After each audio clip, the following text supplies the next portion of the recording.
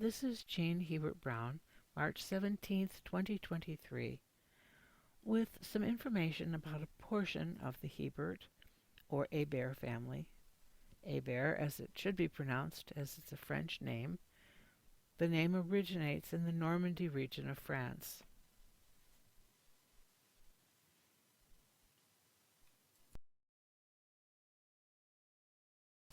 This is a map of the Normandy region in France.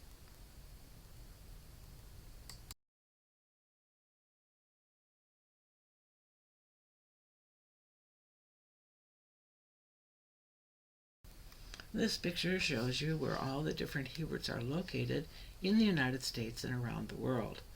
For example, there are 7,000 Heberts in Louisiana. One of the most famous Heberts is Marie and Louis Hebert, who immigrated from France in 1620 and came to Canada, where they helped found the city of Quebec. Marie taught the native children to read and write, and Louis set up an apothecary, which had to suffice for medical care.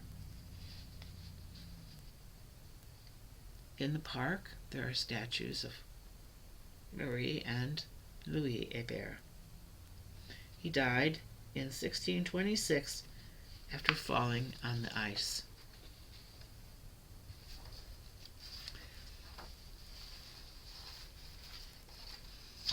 I recommend that you go to Ancestry.com and look at the various family trees that have Heberts in them. There are lots of different people who gather information about the Hebert relatives. Ancestry.com is a very, very detailed source and has lots of interesting things on it. The relative that I decided to start with in this presentation is Edward Hebert. He is the father of Leonard, who is the father of William, who is the father of Jonathan and Michelle and Britt, Malcolm and Martin, etc. He was born, Edward Hebert, was born May 22nd, 1840 in Iberville, Quebec, Canada. His father, Joseph Hebert, was born in 1799, and his mother was Marguerite de Trois Maisons. She was born in 1805. Edward married Marie Mary Stebbins in 1865, and she was from Vermont.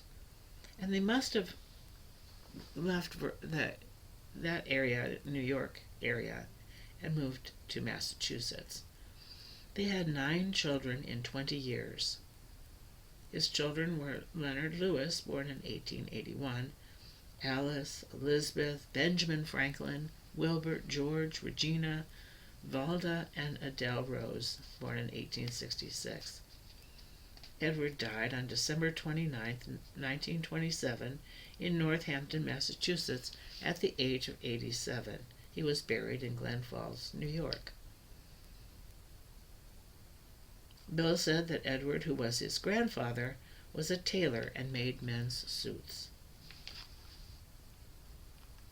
He had a long white beard that went down to his 3rd button, and Bill remarked that he spoke primarily Canadian French, although he could speak enough English to get by. Here's a photograph that someone had posted on Ancestry.com that I downloaded. A picture of Edward on the left with some of his children, and his wife Mary is in the middle. And if you ask me, she looks exhausted.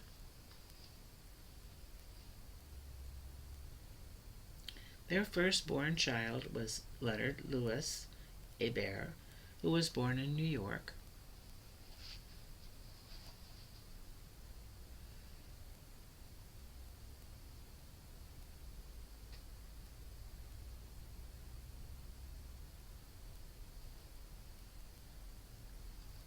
At the age of 35, he married Mary Margaret Nan Melrose, who was 26. She was born in Hartford, Connecticut.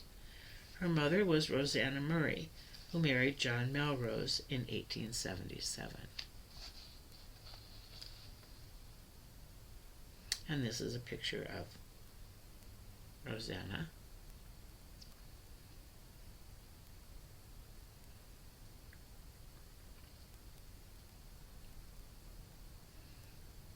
And some pictures of Nan.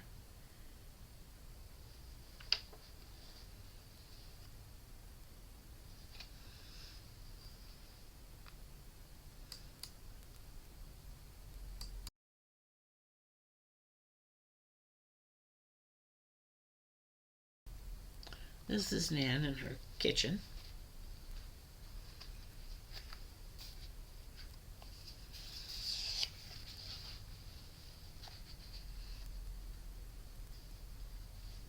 The next picture is from 1947 when William, her son, her oldest son, got married.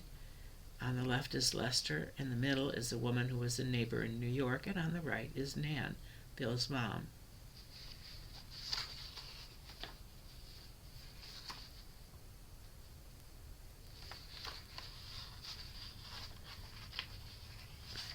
Here's a picture of Leonard and Nan in 1958.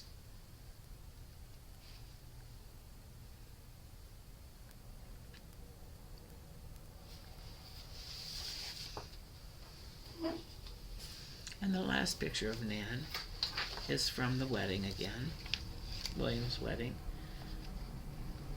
She looks very happy.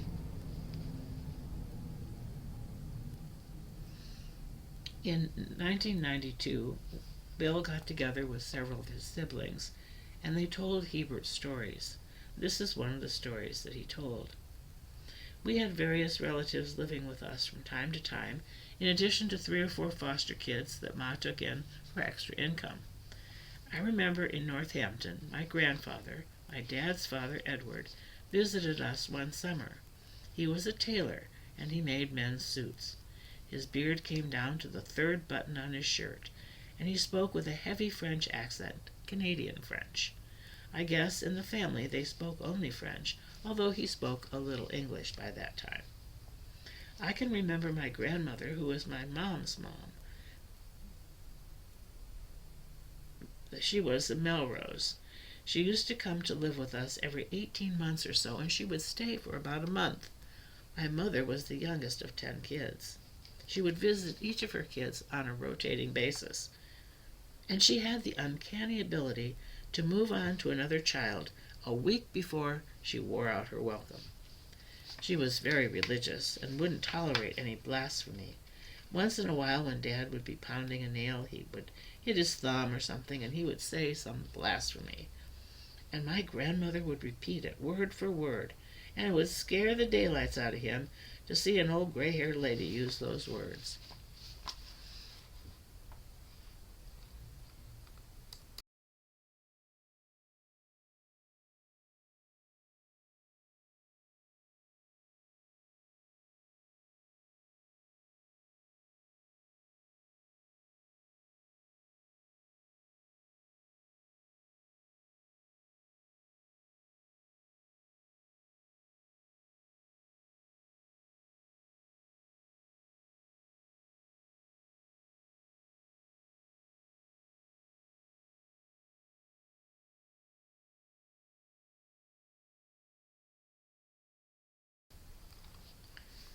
Leonard and Nan's first child was born in 1922, and that was Edward. He only lived a few days, and he is buried in Northampton, Massachusetts. The second child was William James, born May 6, 1923, followed by Robert, May 20th, 1924, Francis, or Frank, born November 1st, 1926, Rosemary, born August 6, 1930, Richard, December 17, 1933, and Judith, August 31st, 1937.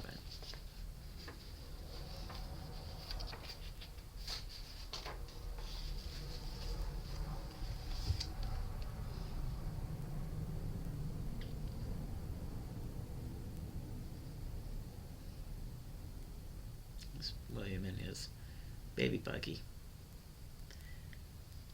Bill added that his father had gotten a job as a bellboy in a hotel, and he and his friend Jim O'Connell went to work at that hotel. It was the Draper Hotel. Dad was the assistant manager and O'Connell was the manager.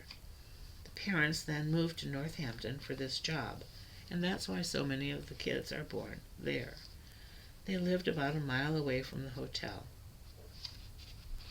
And this is a picture of Jim O'Connell with the two youngest Hebert boys, and a picture of the Draper Hotel.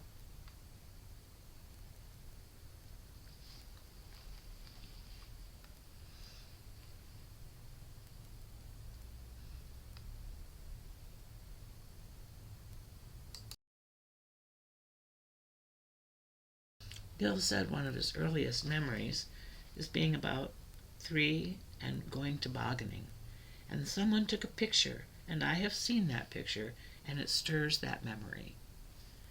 The second recollection he has from an early age was from Northampton. He was 5, Bob was 4, and Frank was 2, and the folks took us to Riverside Park outside of Springfield. It was an amusement park, and that was our first ride on a roller coaster. At those ages, it was great. I remember that we still had the Studebaker. We were getting ready to go home, and it was chilly. There was no heater in the car, and it had gotten cold. So right before we went home, Ma and Dad played a shooting game where you had to shoot ducks out of the water or something.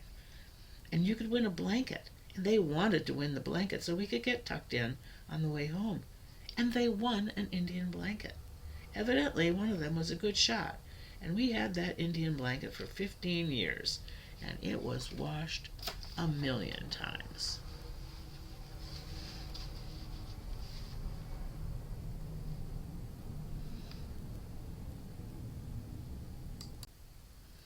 Several months before the stock market crashed in 1929, the owner of the Draper Hotel sold it. So Dad was out of work. He looked around Northampton for 6 months.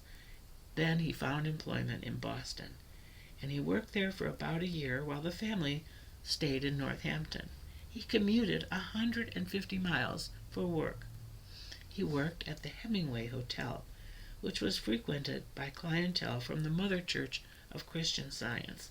They were a pretty good class of people who generally paid their bills and didn't get into much trouble at the hotel.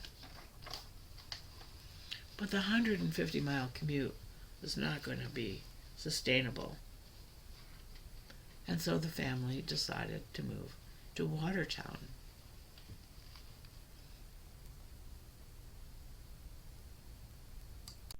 So in the early 1930s, the family moved to Watertown, Massachusetts. Leonard, their father, was working nights. He was a night clerk at the Hemingway Hotel, and the kids were registered in first and second grade at the parochial school in Watertown. Watertown was where Calvin Coolidge was from, and this is where he began his presidential bid.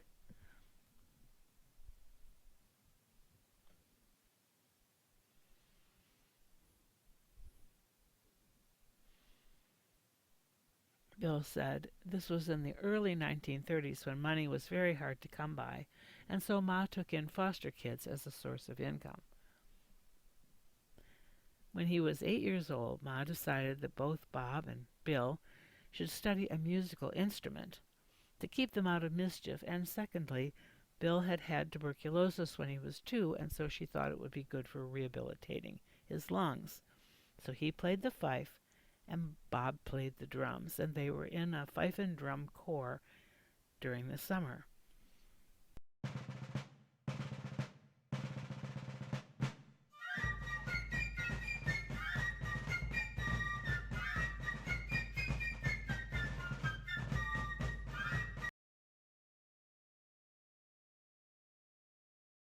In 1934, the family moved to Cambridge. Rosemary was born in Watertown in 1930. Both Judy and Dick were born in Cambridge. Bill recalls that it was a two-bedroom apartment for 6 people, but fortunately Dad worked nights, so someone else could sleep in his bed while he was out working. Bob and Bill slept in the living room on a converted sofa bed. They had a little kerosene stove in the corner for heating. Bill said, "I don't know how Dad did it. He slept in the very next room and I would be practicing flute in the living room."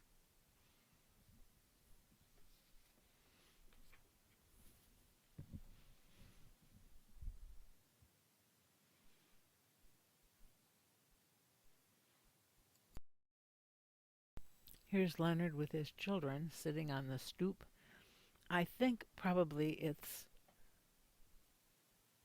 Bill in the front, and then above him, whose head is cut off, would probably be Bob, and then down next to Bill is Frank, and Rosemary next to him, and then probably Leonard is holding Dick, I would think.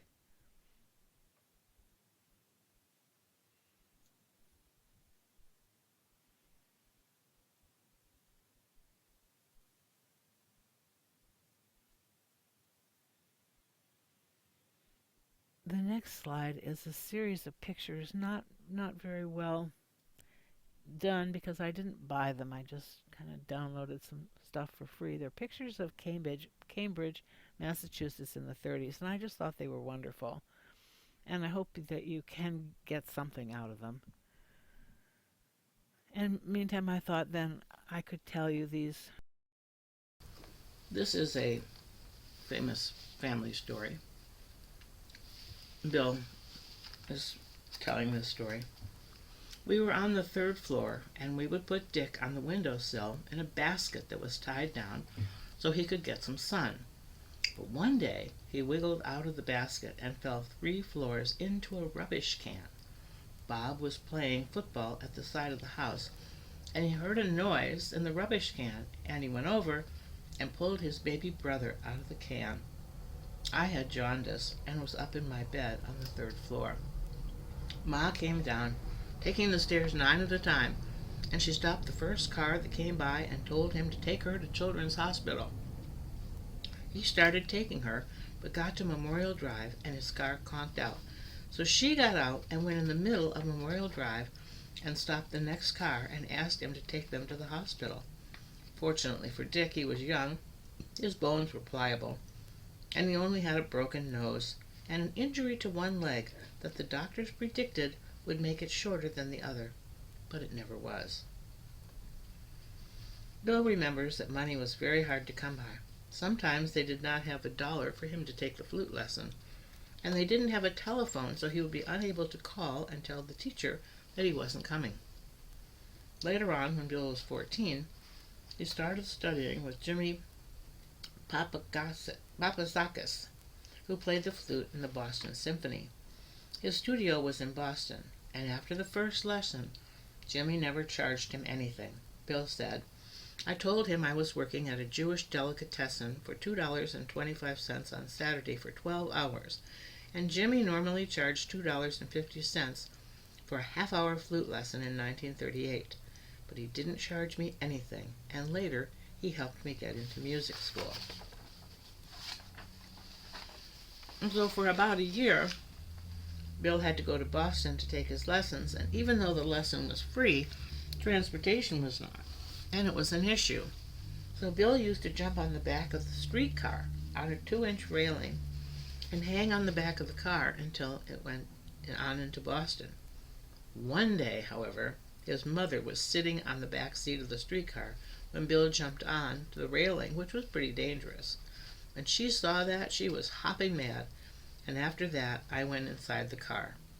It cost a dime to get on the trolley, and then I would ask for a transfer, and if I timed it just right, I could go over to Boston, take the lesson, and then use the transfer to go back into downtown Boston and come back into Cambridge, a circuitous route, one that I did for about a year until I got into a school where I took the lessons there.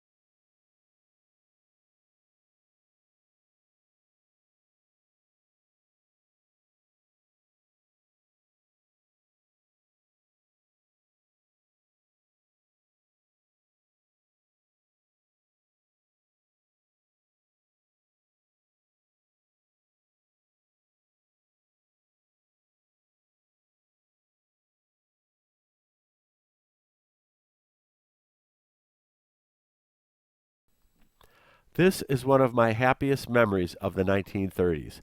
Ma's brain was always working 250%, planning for the future. I don't think Pa could ever keep up with her mental process. She got us all out of the city in the summer. She did not want us to get into mischief, and she wanted us to get out of the hot summer and into a healthy environment. So we went camping in New Hampshire, and we were able to rent a tent and a flat platform in a campground in Hollis, New Hampshire on Silver Lake for $3 a week. We went up every summer for 5 years during the late 1930s, and Dad would come up on weekends because he was working. We were right smack dab on the edge of this pristine lake. You could look through 6 feet of water and see the bottom. After a while, I got to work in a local convenience store for the campers. Sister Judy was less than a year old at the time. One day she was sleeping inside the tent, and it was raining out, so Ma had the Coleman stove in the tent preparing a meal, and the tent caught fire. Ma was outside at the time and saw the smoke and ran back in to get Judy, who was asleep. Then she got someone to get word to us to call the fire department, and we ran back up to the tent area, and we were able to put out the fire before the volunteer fire department got there.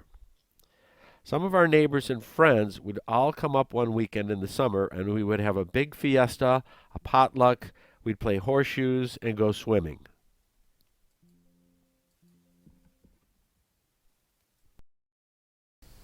This is the end of part 1.